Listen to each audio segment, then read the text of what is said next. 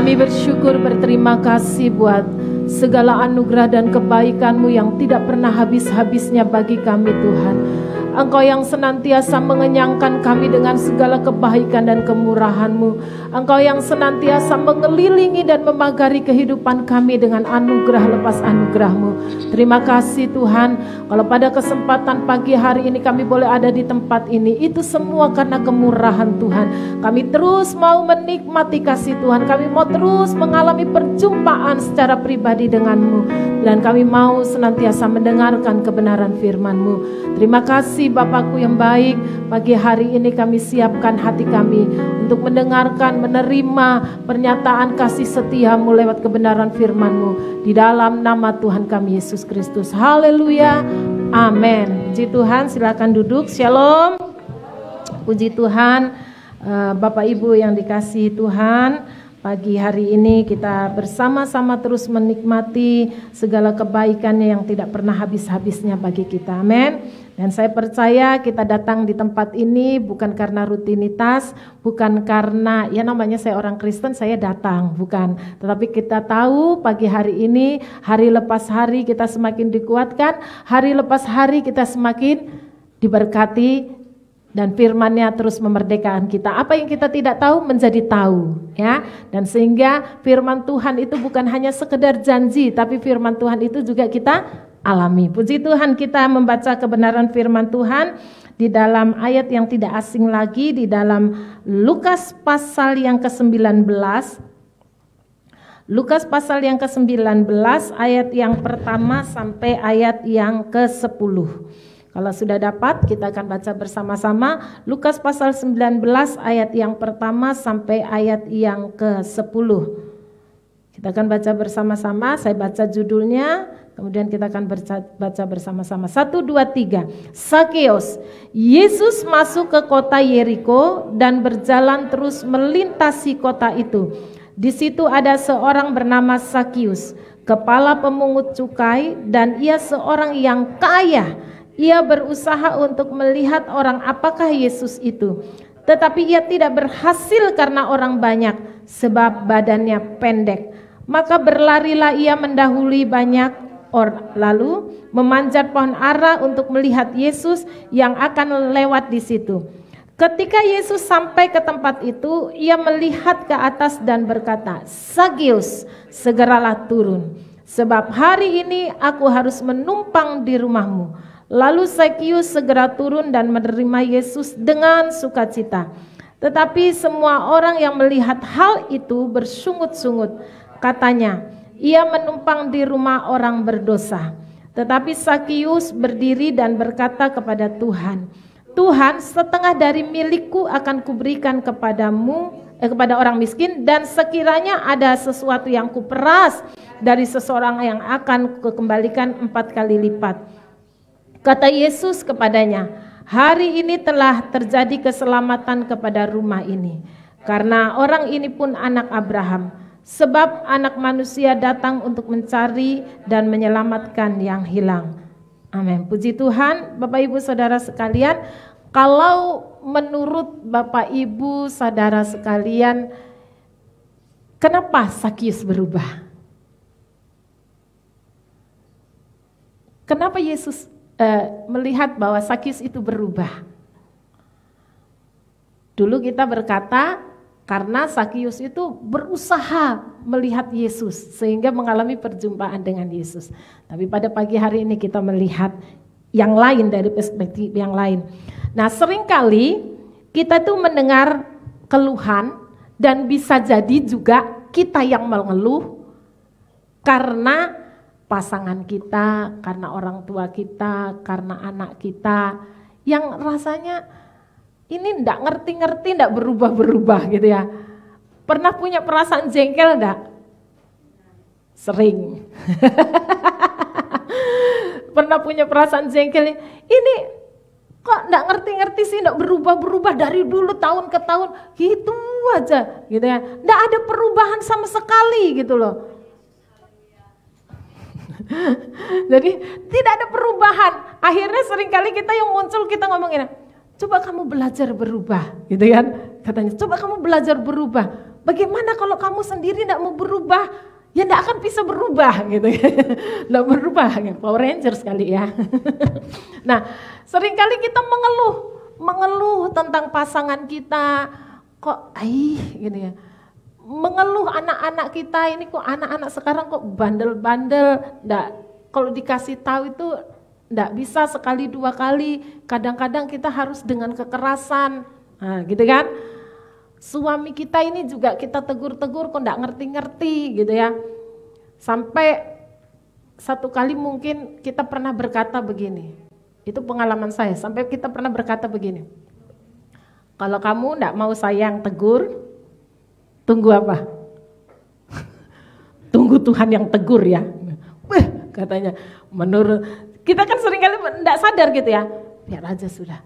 Kamu ya Pak ya, kalau saya enggak mau tegur, atau kita anak-anak kita saking jengkelnya, saking marahnya, kita bilang ini, kalau mama enggak mau kamu enggak mau dengar mama yang tegur, masih mending loh mama yang tegur daripada Tuhan yang tegur. Kejam kali gitu kan. Sama suami gitu, lebih ancamannya lebih parah lagi. Aku lebih sudah ulang-ulang ya kasih tahu, sudah ya Pak, sudah aku kasih ulang-ulang kasih tahu. Kamu kalau masih mending aku yang tegur istrimu. Kalau Tuhan yang tegur, nah baru kapok kamu. Nah, ya kan? Pernah ibu-ibu begitu? Akhirnya saudaraku sadar enggak? Ketika walaupun itu sebenarnya bukan teguran Tuhan, ketika suami kita entah celaka, entah apa, yang susah siapa? Istri. Ketika anaknya celaka, entah apa karena apa, bukan karena itu, yang pasti bukan karena teguran Tuhan. Yang susah siapa? Kita, mamanya. Nah, saudaraku, kadangkala ketika kita menghadapi hal yang seperti itu, kita melihat dari hari ke hari, dari bulan ke bulan, dari tahun ke tahun tidak ada perubahan, akhirnya kita frustasi. Nah, saking frustasinya itu muncul perkataan seperti itu. Kalau kamu nggak mau saya yang tegur, tunggu aja Tuhan yang tegur. Ya kan? Gitu. Tapi perhatikan ibu-ibu, bapak-bapak, ketika kita berkata demikian kepada orang yang dipercayakan kepada kita.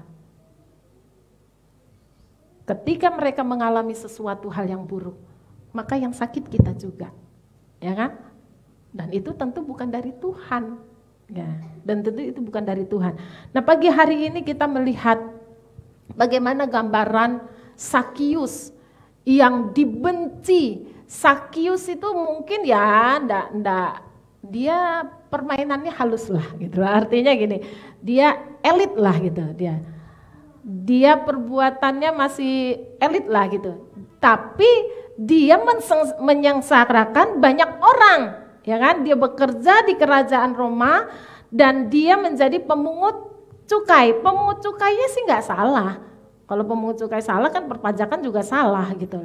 Masalahnya bukan dia bekerja di mana, bukan dia bekerja di pemungutan cukai di perpajakan, tetapi karena dia mengambil hak orang lebih daripada itu untuk memupuk kekayaannya, ya kan? Untuk memupuk kekayaannya. Akhirnya bahwa Sakius itu nggak punya teman. Kalau toh dia ada dengan para pengawalnya, yaitu karena urusan pekerjaan, ya kan? Ada orang yang nggak suka dengan bosnya, tapi tetap bertahan bekerja karena apa? Ya karena butuh pekerjaan, gitu ya kan? Bukan berarti pengawalnya ini juga suka sama Sakius. Sakius itu nggak punya teman, nggak ada yang mau berteman dengan dia, walaupun dia kaya.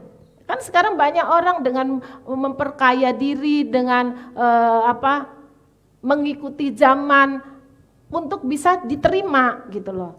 Tetapi Sakius ini tidak punya teman, bahkan dia datang ke rumah ibadah pun walaupun dia orang, kalau sekarang orang kaya gereja berebutan untuk terima orang kaya. Tetapi kalau zaman dulu Sakius sekalipun kaya dia masuk rumah ibadah pun tidak boleh.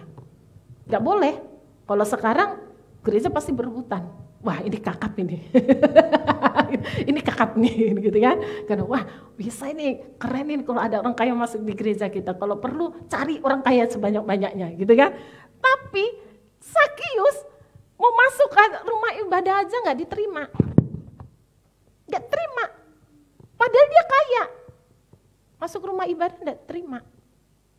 Nah pagi hari ini kita melihat bagaimana Sakius yang dibenci bisa diterima. Bagaimana Sakius bisa berubah yang menurut mungkin sekeknya medit. Nah, sudah ambil orang punya, baru habis itu disimpan. Kalau dia kasih hutang orang mungkin dikasih bunga. Gitu ya. Bunganya mungkin banyak sekali gitu ya. Kalau bisa mencekik orang gitu ya. Nah, saudaraku, kita melihat bagaimana anugerah itu bisa mengubah Sakius. Dan saya percaya anugerah itu bisa mengubah anakmu. Anugerah itu bisa mengubah suamimu. Anugerah itu bisa mengubah istrimu. Anugerah itu bisa mengubah mertuamu. Ya, amin.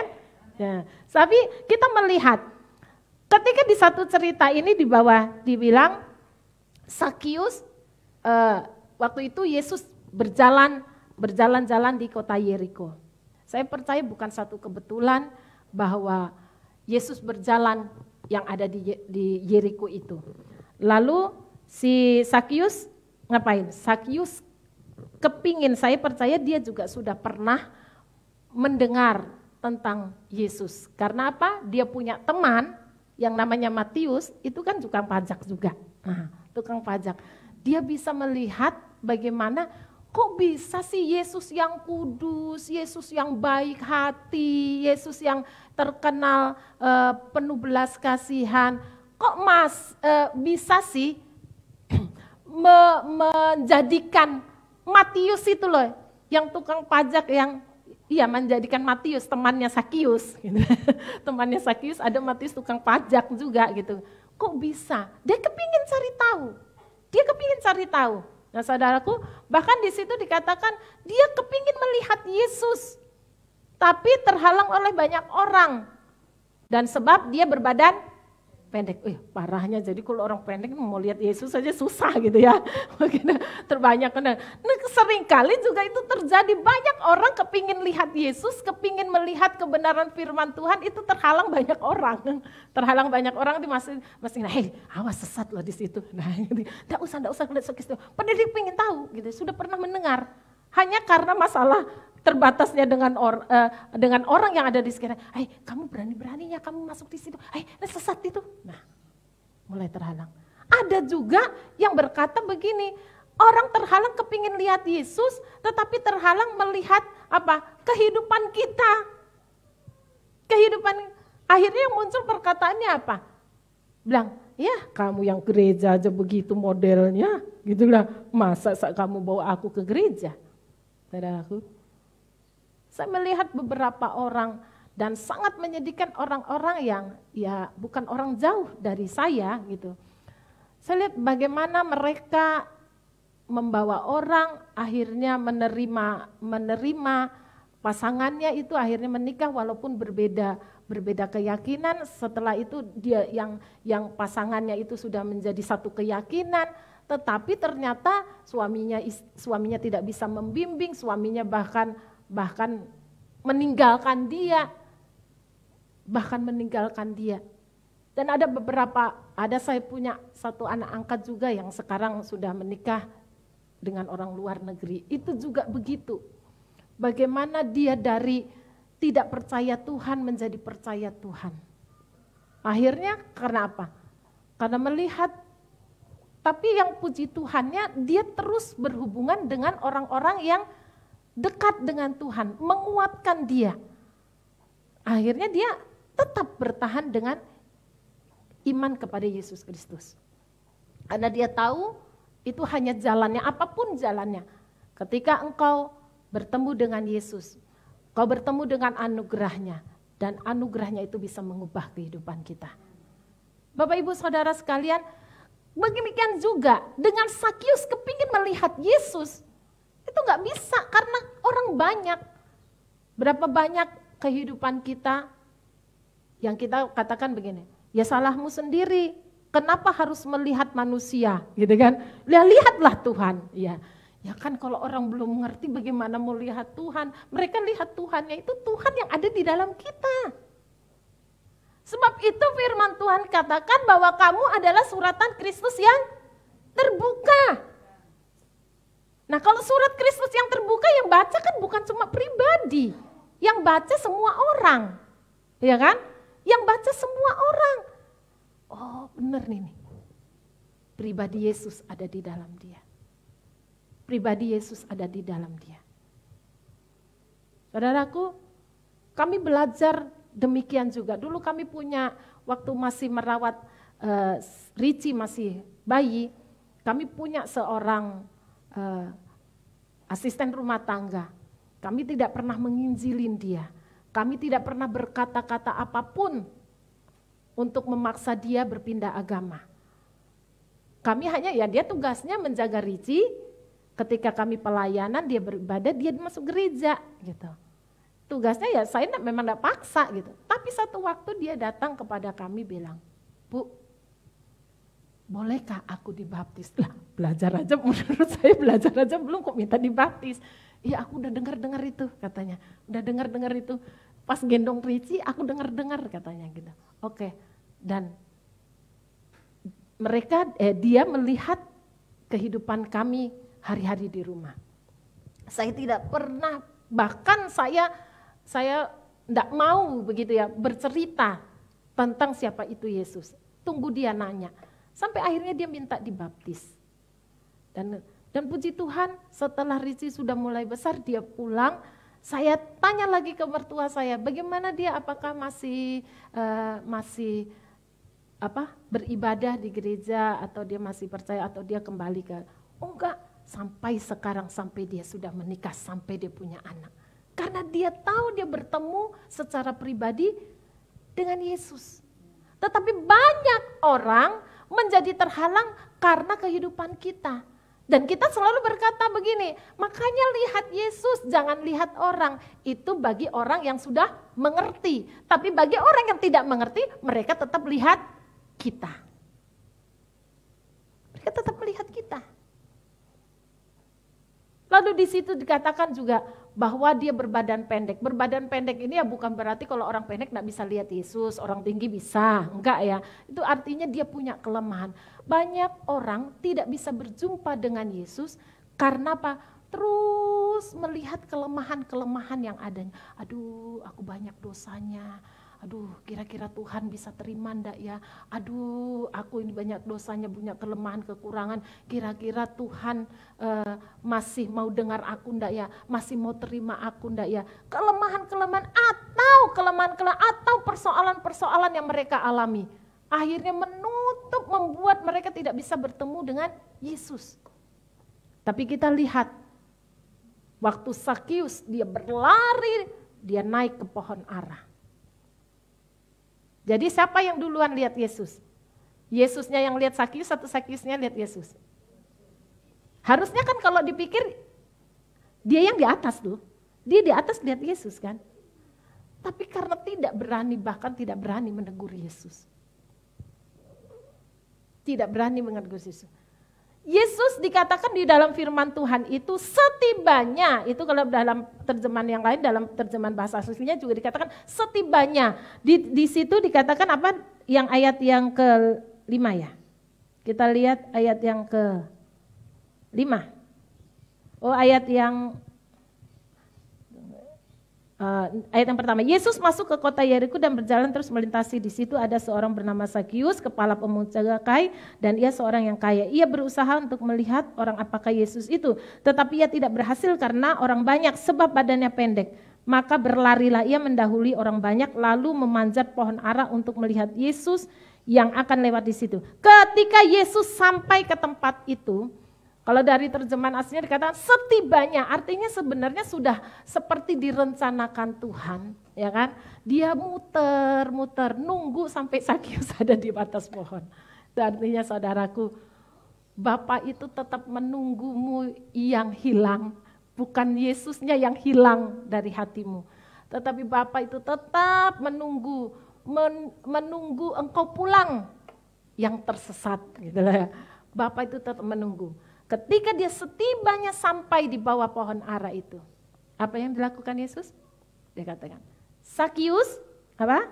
segeralah turun, sebab hari ini aku harus menumpang di rumahmu. Tahu nggak artinya Sakius? Sakius, orang tuh, Sakius gitu kan. Sakius itu artinya suci, tulus gitu. Jadi artinya gini, hai suci, hai tulus, turun. Gitu. Nah kan orang pasti mencibir lah. Namanya suci, namanya tulus gitu ya. Tapi kelakuan bajingan. Nah ya kan enggak cocok. Tetapi kita melihat, Yesus tetap panggil. Kan Yesus bisa aja panggil ini, pemungut cukai yang bajingan turun. Bisa kan? Tetapi Yesus tidak lakukan. Yesus bilang, Sakius turun, suci turun, tulus turun. Nah, ini sangat penting Bapak Ibu Saudara sekalian. Sangat penting penyebutan kita. Seringkali saking marahnya, saking dongkolnya terhadap pasangan, terhadap anak-anak kita, terhadap siapalah gitu lah ya. Orang kita lah itu terhadap siapa. Kita panggilnya bukan nama, panggilnya siapa? Si bodoh. Gitu kan? Si malas. Gitu kan? Kita panggilnya begitu kan? Tapi Yesus enggak. Yesus tahu enggak Sakius bajingan? Tahu. Tapi dia tetap panggil, suci, tulus, turun Sakius. Saking dongkolnya, seringkali kita udah ngomongnya, manggilnya yang bukan namanya. Gitu ya. Predikatnya yang menjengkelkan hati kita itu. Pernah atau pernah? Sering. Kita kan sering panggil gini, dasar anak gobloknya, dasar anak bodohnya, kan? Sering kali kita begitu. Tapi Bapak Ibu Saudara, kita melihat, tapi Yesus tetap memanggil dia, Sakius, segeralah turun. Beberapa minggu yang lalu saya selalu berkata, kita katakan apa yang engkau percayai, termasuk ngadepin anak bandel, termasuk ngadepin suami bandel, termasuk ngadepin istri bandel, gitu ya. Kita mau panggil apa, gitu loh. Itu diperkatakan apa yang kamu percayai, gitu loh. Jadi kita dipercayakan anak-anak, kita dipercayakan suami, kita dipercayakan istri, ya itu. Kalau kita sebagai karyawan kita panggil, sudah si siapa gitu loh, si penjilat lah, si apa, kita panggil orang yang bukan namanya, kita panggil predikatnya, apalagi orang-orang yang terdekat dengan kita.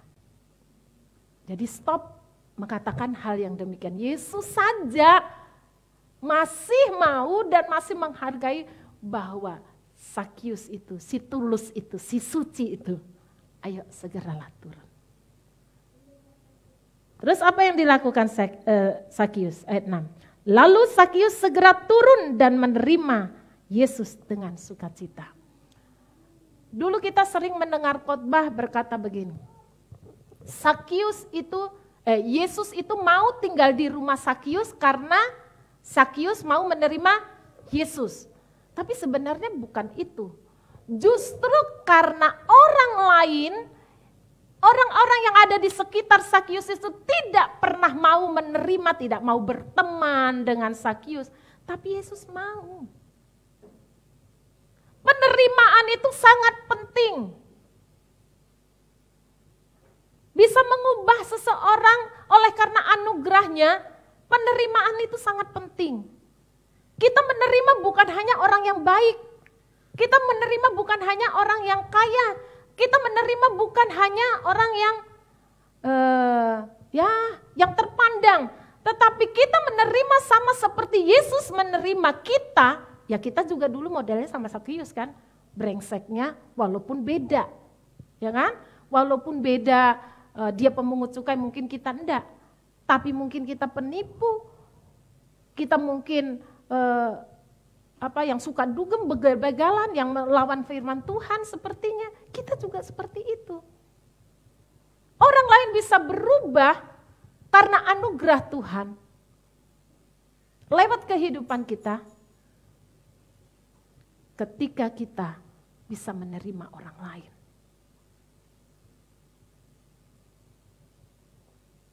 bisa menerima, Yesus menerima Sakius bukan karena dia kaya. Tapi Yesus menerima Sakius karena Sakius itu adalah ciptaannya. Karena Sakius itu Tuhan punya rencana yang indah buat Sakius.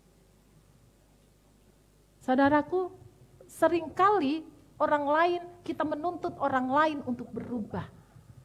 Tapi kita menolak untuk dia berubah. Satu waktu beberapa tahun yang lalu. Nah itu orang-orang di sini sudah menggerutukan, Yesus ini enggak ngerti kah? Enggak tahu kah sampai Sakius gitu ya. Itu pernah kami alami beberapa tahun yang lalu. Ketika satu waktu kami dulu seneng setiap Sabtu pagi gitu ya. Saya tuh jalan sama Pak Selby. Terus nanti karena sudah ada orang tahu jadi ikut juga bersama kami. Saya cuma beli nasi kuning berapa bungkus gitu. Saya bagi ke tukang parkir, saya bagi ke tukang jalanan. Nah, dan itu sering kan subuh-subuh. Tahu nggak? Di subuh-subuh itu banyak penampakan. Di subuh-subuh itu banyak penampakan di satu tempat gerombolan gitu. Para waria di situ gerombolan. Nanti begini, bagaimana apa kabar? Apa kabarnya? Bagaimana mau dikabar? Mau saya bilang baik bun, katanya. Orang hari ini tidak dapat langganan. Ya, setiap Sabtu akhirnya kami jadi ke situ. Bahkan kami pernah ke markasnya. Betul, pernah kami ke markas. Jadi tapi kalau bawa yang ganteng-ganteng harus gandengan sama saya. Harusnya bukan saya gandeng, maksudnya yang anak-anak cowok-cowok yang ganteng-ganteng tuh pasti, aku gandeng ibu aja dah, aku gandeng ibu gitu.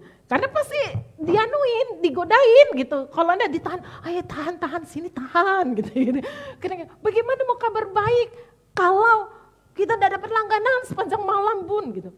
Ada kadang habis ngerjain langganan. Dari mana saya bilang, biasa bun gitu. Santai aja. Tapi kami bukan berarti kami kompromi terhadap dosa. Sampai satu waktu muncul pernyataan dari hamba Tuhan bilang begini. Ada katakan. Nah tuh kan, benar kan orang Grace sesat kan. Dia menganggap dosa itu enggak dosa lagi katanya. Itu dia menganggap dosa itu bukan dosa lagi, sudah bergaul dengan yang begitu. Jadi berapa minggu sekali, kalau saya sudah sibuk sebulan sekali, walaupun cuma makan donat, senang mereka. Donat, untuk apa? Menceritakan mereka punya kehidupan. Sebenarnya mereka juga tidak mau begitu. Setiap orang sejahat apapun punya sisi ruang kosong yang mereka juga butuh Tuhan. Dia butuh Tuhan. Lalu satu waktu, tahu nggak saya bukan dikerjain sama Pak Selby itu pingin mereka jujur gitu. Terus Pak Selby bilang, coba dong lihat KTP kalian. Kumpulin. Terus dibaca Pak Selby gini.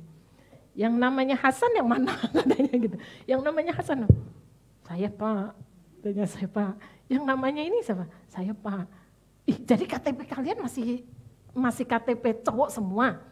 Ya iyalah katanya gitu. Oke. Terus pulang. Sudah pokoknya ketemunya cuma ngobrol aja sampai satu waktu. Yuk kita jemput. Cuma untuk apa? Ngobrol. Sampai satu waktu ada beberapa orang dia berkata begini. Bun, Pak katanya. Kita kerja keliling-keliling naik mobil terus kita duduk di tempat cuma sekedar makan donat, minum begitu. Mereka bilang begini. Kita enggak tahu loh ya, kenapa habis ketemu bapak sama ibu, itu bisa berubah, walaupun mereka masih seperti itu, tapi mereka berkata, padahal aku mau rencana, transgender itu, dia mau merubah kelaminan, tapi bisa loh, aku enggak jadi loh, aku mendengar, kata ibu, siapa tahu nanti aku bisa berubah, gitu. Maksudnya berubah lagi kembali menjadi laki-laki. Nah nanti kalau aku sudah kembali lagi berubah jadi laki-laki, ya kemana kalau itunya sudah dirubah? Iya kan? Tidak mungkin berubah. Bagi saya itu sudah kabar yang luar biasa, memiliki dampak yang luar biasa, gitu ya. Saya bilang, dengan dia bilang, tapi kan kita enggak bisa cepat. Enggak ada yang nuntut kamu, saya bilang. Saya enggak pernah nuntut kamu. Bapak juga enggak pernah nuntut. Kita cuma cerita-cerita. Iya Bu, setelah cerita-cerita akhirnya kami punya pemikiran, kami sudah ngumpulin duit katanya. Maksudnya ya untuk operasi itu katanya. Tapi enggak lah katanya. Wah, walaupun kita feminim-feminim begini, yang penting kami enggak merubah itu. Siapa tahu suatu waktu aku bisa berumah tangga. Mereka begitu. Berkata demikian. Ya walaupun yang lainnya sudah hopeless, memang katakan, sudah enggak, orang keluargaku aja enggak mau terima. Penerimaan itu sangat penting. Sama Yesus menerima kita yang sudah berdosa, menerima kita yang dulunya bajingan. Nah, terus bagaimana saudara bisa menerima? Jadi jangan ukur kebenaran yang ada pada kita dengan orang yang kita, suamimu lah yang bikin jengkel kamu, istrimu yang bikin jengkel kamu, anak-anakmu yang bikin jengkel kamu, saudara-saudara seimanmu yang bikin jengkel kamu. Jangan ukur kebenaran itu dengan mereka. Tapi ukur, lihat kebenaranmu yang ada di dalam Kristus Yesus. Kalau Bapa saja mau menerima kita yang busuk, ya kan? Yang bajingan, yang tidak karu-karuan. Ketika engkau melihat penerimaan Tuhan, menyadari iya ya aku. Nah, aku aja dulu diterima sedemikian rupa tanpa perhitungan. Kenapa engkau memperhitungkan itu kepada saudaramu? Kenapa engkau memperhitungkan itu kepada istri dan suamimu? Pak Selby udah pernah bersaksi bagaimana rumah tangga kami berjalan, ya hampir 28 tahun lah. Ya. Saya dulu sebelum mengenal Pak Selby, orang pikir saya mau sama Pak Selby karena saya cinta mati. Bukan. Satu waktu kami pernah, saya masih muda, saya sudah pelayanan. Satu waktu kami pernah pergi ke satu tempat di mana di situ kami diundang untuk beribadah. Ada pertemuan anak-anak muda ibadah. Saya nggak tahu bagaimana, saya tidak kenal orang-orang yang ada di situ. Tetapi mata saya tertuju kepada Pak Selby yang dulu bajingan itu. Yang tertuju kepada Pak Selby bukan pandangan pertama, enggak. Tetapi tiba-tiba terlintas di benak saya berdoa untuk orang itu. Sudah saya pikir ya udah habis pelayanan ya udah pulang. Tapi saya terus seperti diingatkan Roh Kudus untuk berdoa orang itu. Ya saya pikir ini siapa, pacar juga enggak, naksir juga enggak gitu ya kan. Ini siapa, saya terus disuruh berdoa. Sampai akhirnya mungkin 4-6 tahun enggak pernah ketemu. Tapi saya disuruh berdoa untuk orang ini. Saya berdoa untuk orang. Sampai satu waktu saya dipertemukan lagi dengan Pak Selby. Nah ketika kami sudah artinya sudah bergaul, artinya sudah berteman dan segala macam, orang tua saya tidak setuju. Bahkan hamba-hamba Tuhan yang ada di sekitar saya juga tidak setuju. Tidak setuju, saudaraku. Dan mereka katakan, dia itu peminum. Dia dekatin kamu, nanti itu dia enggak minum. Tapi nanti kalau sudah masuk ke dalam pernikahan, dia minum lagi, gitu kan? Dia minum lagi. Saya bilang enggak. Dengar kesaksian Pak Selby bilang apa? Hanya saya pernah berkata begini. Kalau mobil rusak aja saya bisa bawa ke bengkel. Bengkel bisa baikin. Lah ini rusak saya bawa aja lah ke Tuhan. Masa Tuhan enggak bisa baikin? Saya terima dengan resiko. Ya waktu itu saya bisa dijauhin dengan orang-orang lain karena dipikir saya bergaul dengan orang yang berdosa. Tapi dampaknya yang saya nikmati setelah beberapa tahun seperti ini. Saya akhirnya orang menganggap saya bodoh karena saya yang sudah berkhotbah, saya yang sudah pelayanan kemana-mana. Saya mau menikah dengan Pak Selby. Tahu? Dulu setiap kami di pertemuan disuruh Pak Selby berdoa. Pak Selby katakan, wakil saya. Dia enggak pernah, dia cuek, mau di depan banyak orang, dia bilang, setiap Pak Selby berdoa, wakil saya, istri saya.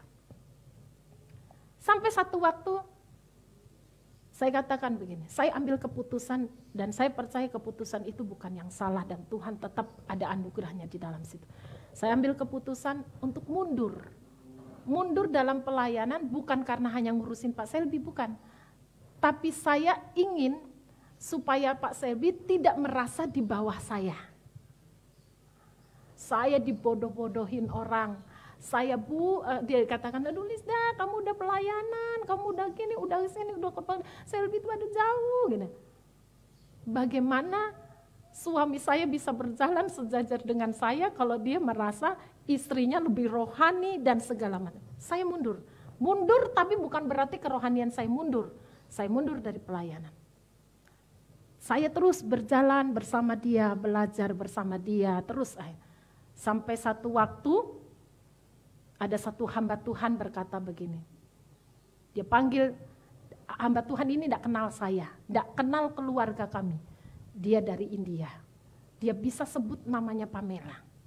Dia bilang di sini ada satu anak namanya Pamela. Terus saya bilang emang di gereja ini yang nama Pamela cuma satu, gitu kan. Tapi waktu itu, sebentar bertugas itu saya bilang begini, semua anak-anak duduk di depan sama mami. Saya enggak tahu tiba-tiba duduk di depan. Benar. Terus akhirnya karena Pamela enggak maju-maju, datanglah ini si hamba Tuhan ini. Ini anaknya ini nama Pamela. Enggak kenal. Sama seperti kalau Yesus sudah memilih, saudara enggak akan lari kemana, ya kan? Ini Pamela. Terus dia bilang ini, Pamela nih mana orang tuanya. Jadi saya sama Pak Selby pas ingat pakai baju merah-merah juga. Maju. Langsung dia bilang, sama saudaranya, adiknya, sama kakaknya. Kami tidak kenal. Maju. Setelah itu dia bernubuat untuk Pamela. Tapi bukan itunya sayangnya. Setelah itu dia berdoa untuk Pak Selby. Dia bilang dia akan menjadikan, Tuhan akan membawa dia ke banyak orang. Saya secara pribadi modelnya persis Sarah gitu. Duh, kan saya yang istrinya yang tahu. Sarah bilang, masa sih udah tua ini hamil gitu ya kan. Saya itu begini, Allah berdoa aja enggak bisa. Bagaimana dia bilang bisa berbicara dan mengajar banyak orang. Saya sampai gini, kok. Tapi setelah itu Tuhan ingatkan saya. Kalau Tuhan sendiri menuntun saya, masa saya gak percaya gitu ya. Akhirnya saya bilang, Tuhan terima kasih Engkau yang memperlengkapi dia. Saya tunggu mungkin sampai akhir 10 tahun saya diam. Diam itu artinya bukan kerohanian hilang, enggak. Ya tetap pelayanan yang sekedarnya, artinya bukan yang meninggalkan suami, meninggalkan anak-anak, enggak. Akhirnya saya enggak tahu bagaimana caranya Pak Selby belajar. Dari dia mulai punya keinginan, semua hasrat, bahkan firman Tuhan katakan, mulai dari keinginan pun itu Tuhan yang taruh. Anugerahnya Tuhan yang taruh. Dia belajar.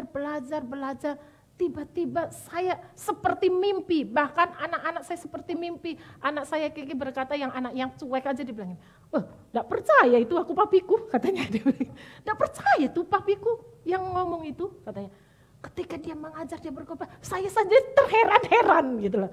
Saya seperti, wah, kalau anugerah yang sudah menjamah, anugerah itu bisa mengubah. Saudaraku, akhirnya begitu dia naik maju, ya saya mengimbangi, akhirnya kami bisa berjalan bersama-sama. Penerimaan itu sangat penting. Lalu suami saya katakan, kalau dulu aku enggak kamu terima ya, nggak ngerti gitu. Semua orang menganggap aku ini sampah. Semua orang menganggap aku sampah. Dulu saya pun mesti sebelum mengerti grace pun, tapi saya selalu belajar berkata begini. Ya kalau saya ukur kebenaran yang ada di dalam diri saya kepada orang lain, ya saya akan merasa bahwa saya ternyata lebih baik. Kamu bobrok, kamu aja yang munafik yang mungkin di depan orang baik-baik, padahal di belakangnya bajingan juga gitu kan. Tetapi saya selalu belajar, kalau Yesus, saya tidak tahu juga, itu belum mengerti masalah grace. Tapi Tuhan sudah taruhkan begini, kalau Tuhan saja mau menerima saya, Tuhan berarti mau menerima dia. Masakan saya lebih hebat dari Tuhan, tidak mau menerima kekurangan, kelemahan dia. Penerimaan itu sangat penting bagi anak-anakmu. Penerimaan itu sangat penting bagi suamimu. Penerimaan itu sangat penting bagi istrimu. Urusan berubah, kita juga tidak bisa paksa. Sama seperti Sakius, berubah. Sakius itu punya usaha kurang apapun. Bahkan dia naik di pohon ara. Ada pengajaran yang dikatakan bahwa pohon ara itu melambangkan usaha manusia. Itu pun dengan usaha manusia dia tidak bisa melihat Yesus, tidak bisa mengalami perubahan hidup. Manusia semua punya keinginan untuk berubah, tetapi kadang tidak bisa. Sebab itu kita perlu anugerah untuk suami kita, perlu anugerah untuk anak-anak kita, perlu anugerah untuk pasangan kita. Bukan seperti apa yang kita mau, tetapi seperti yang Tuhan mau.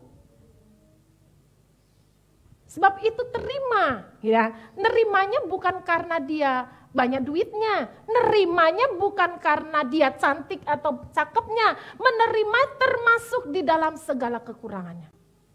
Anak-anak saya setelah masuk di dalam pengajaran kasih karunia, lebih lagi. Anak-anak saya berubah bukan karena kita paksa berubah. Saya punya anak yang pertama, yang Keke itu kurang keras apa? Pak Selby juga kurang keras apa mengajar dia. Sampai pernah anak saya lari dari rumah. Tapi setelah kami belajar bagaimana Yesus menerima kami, mengasihi kami, kami pun menerima dan mengasihi dia.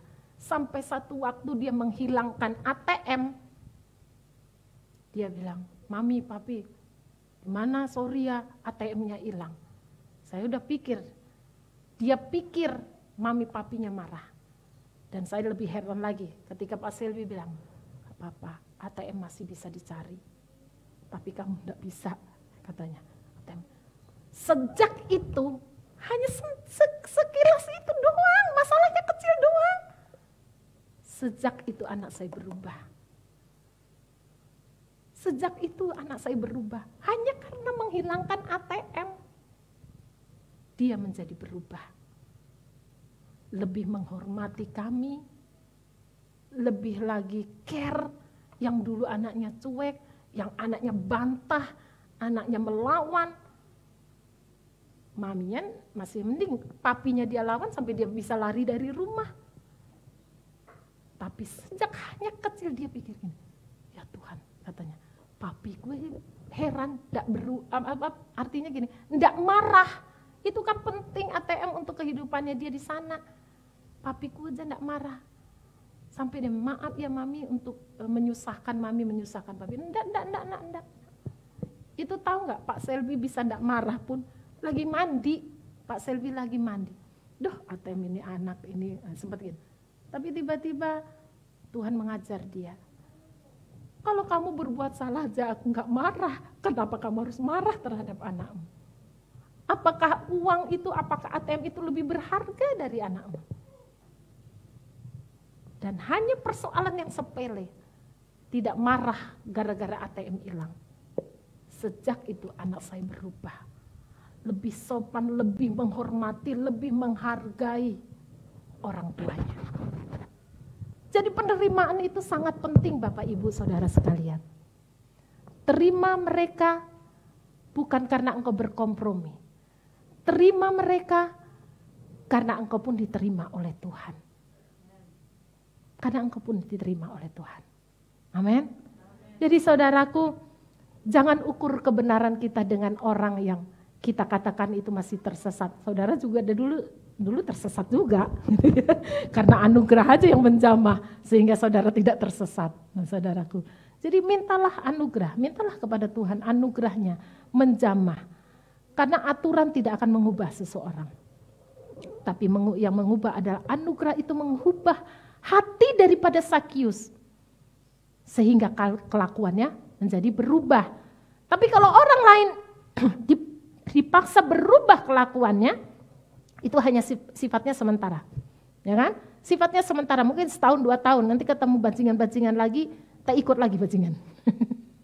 Ya kan? Tak ikut lagi. Tetapi firman Tuhan katakan, aku yang memilih kamu, bukan kamu yang memilih aku. Supaya kamu apa? Buahnya tetap. Buahnya bukan muncul, bukan hilang, bukan seperti itu, bukan mengkal. Tapi buahmu tetap. Karena apa? Kristus yang ada di dalammu, anugerah yang ada di dalam kita. Amin. Kita melihat firman Tuhan dikatakan. Roma 15 ayat 7 firman Tuhan berbunyi demikian.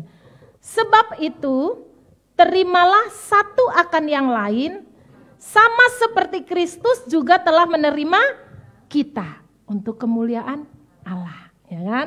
Jadi kamu menerima suamimu, menerima pasanganmu, menerima anakmu, menerima saudara seimanmu, itu bukan karena syarat, tapi engkau menerima karena engkau juga sudah mengalami penerimaan Tuhan. Tuhan tidak pernah menolak. Jadi kita juga jangan menolak orang yang seperti yang saya ceritakan tadi. Jadi Bapak Ibu Saudara sekalian, sehingga kita bisa melihat buah-buah yang ada dari orang-orang yang terdekat kita. Terimalah mereka termasuk dengan kekurangan mereka. Masih ada anugerah di situ. Kalau saudara dan saya saja dirubah oleh Tuhan, diubah oleh Tuhan, masa sih Tuhan aja tidak pernah menyerah untuk mengubah pasangan kita. Tuhan aja tidak pernah menyerah mengubah anak kita. Tuhan aja tidak pernah menyerah mengubah orang tua kita. Masakan kita menyerah karena kita belum melihat perubahan-perubahan yang ada di sekitar kita. Amin. Sedikit lagi dikatakan, Sakius berkata begini, ketika segeralah turun, Sakius turun. Dengan sukacita, ayo Tuhan, ayo cepet. Sementara yang di gerombolan orang yang katanya rohani, Yesus ini gak ngerti kah? Kalau dia ini orang berdosa, gak ngerti kah? Nah, saudaraku, kalau anak Tuhan yang sama-sama anak Tuhan aja menolak, saudaraku, bagaimana orang lain juga bisa berubah? Tahu apa yang dilakukan Yesus? Yesus datang, makan, bersama-sama dengan Sakius. Yesus tidak berkata gini, sini Sakius, mumpung sepi. Mumpung sepi. Kamu bisa gak? Yesus itu gak menghakimi. Yesus itu gak marahin. Yesus itu bahkan tidak menegur Sakius. Apalagi ditempeleng, gak ada bilang gitu ya. Jadi jangan lagi bilang begini, kalau saya yang tegur kamu gak mau tunggu Tuhan yang tegur. Tidak ada itu. Yesus saja tidak menegur. Yesus apa yang dilakukan Yesus dengan Sakius? Cuma makan. Tapi dengan makan itu Sakius merasakan betapa dia tidak ditolak, dia diterima oleh Yesus yang mahalkan orang lain menolak. Yesus hanya makan bersama, menemani. Dari hal itu Sakius melihat bagaimana kasihnya Yesus itu kepada dirinya. Tidak dihakimi. Justru itu Yesus mati di atas kayu salib. Supaya apa? Supaya dia yang menjadi dibenci, supaya kita diterima.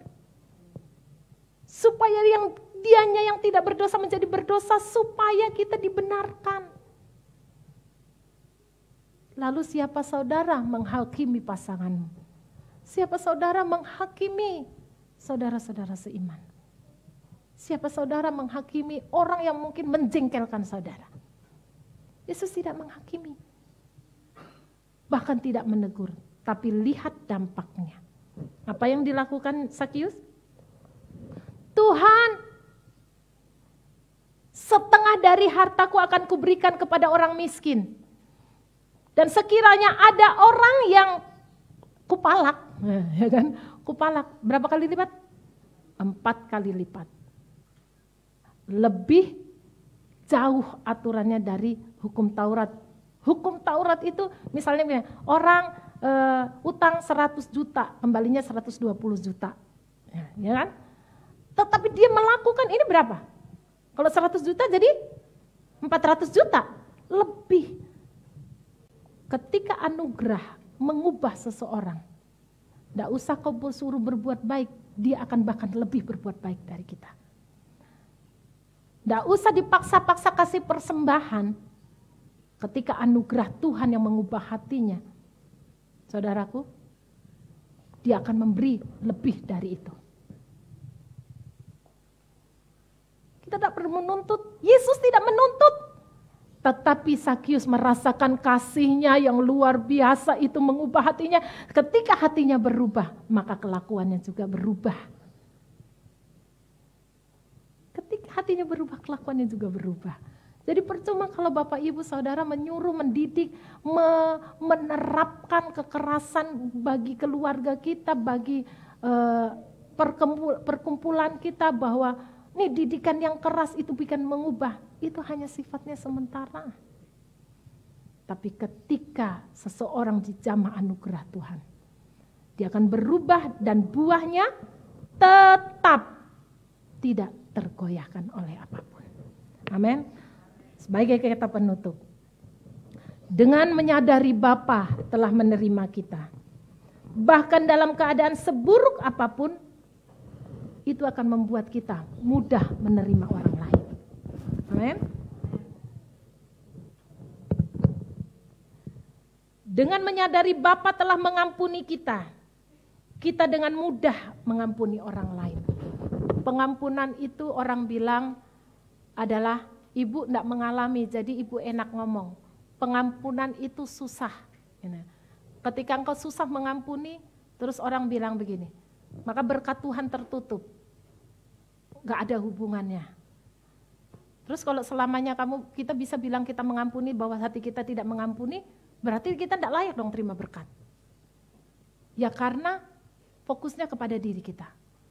Tapi ketika kita melihat pengampunan Tuhan kepada kita, maka dengan mudah kita akan mengampuni orang lain. Mudah mengampuni pasangan kita, mudah mengampuni orang tua kita, mudah mengampuni mertua kita, mudah mengampuni orang lain. Karena apa? Karena saya sadar saya sudah diampuni. Jadi bukan karena supaya pintu berkat saya tertutup. Kalau selamanya saya tidak bisa mengampuni kayak apa? Maka berkat saya tertutup terus dong. Ya kan? Tapi saya bisa mengampuni dengan mudah. Bukan lagi dengan berusaha, sudah berusaha mengampuni dan segala macam. Supaya tidak sakit hati tapi tetap sakit hati. Nah, teruslah melihat kepada pengampunan Bapa. Sehingga kita mudah mengampuni orang lain. Saudara mungkin tidak bisa melupakan orang lain telah berbuat jahat terhadap kita. Mungkin tidak bisa lepas dari memori kita. Tapi paling tidak dampaknya itu tidak ngefek lagi ke kita. Ya kan? Mau ketemu kek, enggak ketemu kek, enggak masalah. Mau ada dia tatapan muka kek, enggak masalah. Enggak perlu lagi lari. Ya kan? Jadi kita, kalau Bapa yang mau menerima kita, Bapa yang mau mengampuni kita, maka kita pun akan mudah menerima dan mengampuni orang lain. Sama seperti anugerahnya berlaku kepada Sakius. Anugerahnya berlaku bagi kita. Anugerahnya juga berlaku bagi orang-orang yang saudara gumuli. Puji Tuhan, Tuhan Yesus memberkati. Saya undang kita